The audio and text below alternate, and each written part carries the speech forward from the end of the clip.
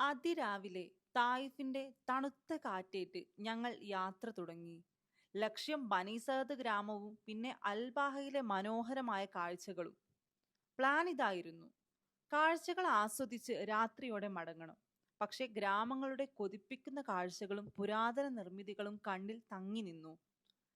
തിടുക്കത്തിൽ അൽബാഹയിൽ എത്തിയപ്പോൾ ഉച്ച കഴിഞ്ഞിരുന്നു. നേരം കുറവാണ്, മടക്കം ഇന്നു തന്നെ. അൽബാഹ ടൗണിലൂടെ ഒന്ന് ചുറ്റി. ഞങ്ങൾ നേരെ പോയത് കറിയ ദി ഐൻ എന്ന മാർബിൾ വില്ലേജിലേക്കായിരുന്നു. സിറ്റിയിൽ നിന്ന് 24 കിലോമീറ്റർ. മലകൾക്കിടയിലെ തുരങ്കപാതകളിലൂടെ ഒരു യാത്ര. കണ്ണിനും മനസ്സിനും കുളിർമയേകുന്ന വഴി.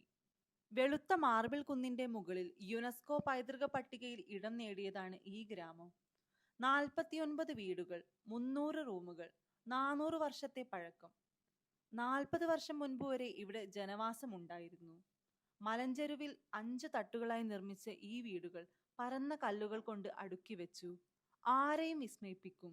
സുരക്ഷിതമായ ചവിട്ടുപടികൾ വഴി ഞങ്ങൾ 5 തട്ടും കീഴടക്കി. ഈന്തപ്പനയോലയും സിതിർ മരവും കൊണ്ട് മേൽക്കൂര. 1985 മീറ്റർ ഉയരത്തിൽ ചരിത്രം വിളിച്ചോതുന്ന ഒരു കേന്ദ്രവും ഇവിടെയുണ്ട്.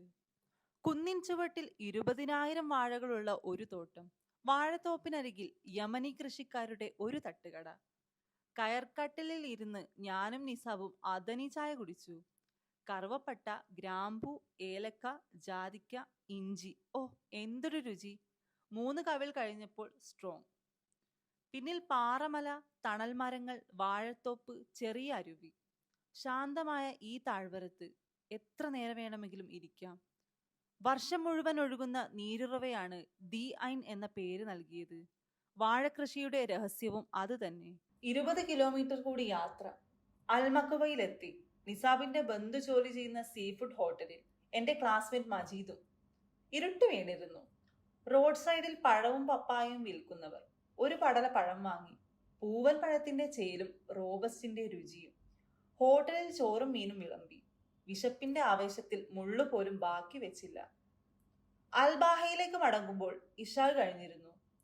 KMCC നേതാക്കളായ മൻസൂർ സാഹിബും അഷ്റഫ് സാഹിബും കാത്തിരുന്നു. ഹോട്ടൽ ഇന്ത്യൻ കോർണറിൽ വിഭവങ്ങളുടെ നീണ്ട നിര. വയറ്റിൽ സ്ഥലമില്ല, പക്ഷെ എല്ലാം തിന്നുയർത്തു. 1 മണിക്കൂർ സൗഹൃദ സംഭാഷണം, പിന്നെ യാത്ര പറഞ്ഞിറങ്ങി. അൽബാഹയിലെ പല കാഴ്ചകളും ബാക്കി, പക്ഷേ പുതിയ അറിവുകളും വിസ്മയങ്ങളും സമ്മാനിച്ച യാത്ര. കുറുമയിലേക്ക് 260 കിലോമീറ്റർ. മരുഭൂമിയുടെ ഇരുട്ടിൽ ഹെഡ്ലൈറ്റിന്റെ വെളിച്ചം മാത്രം. ഹംസയും നിസാബും മാറി മാറി വണ്ടി ഓടിച്ചു. ഡ്രൈവറെ ഉറങ്ങാൻ വിട്ടില്ല. തുറവ വഴി അൽകുർമയിൽ എത്തുമ്പോൾ സുബിഹിയോട് അടുത്തിരുന്നു.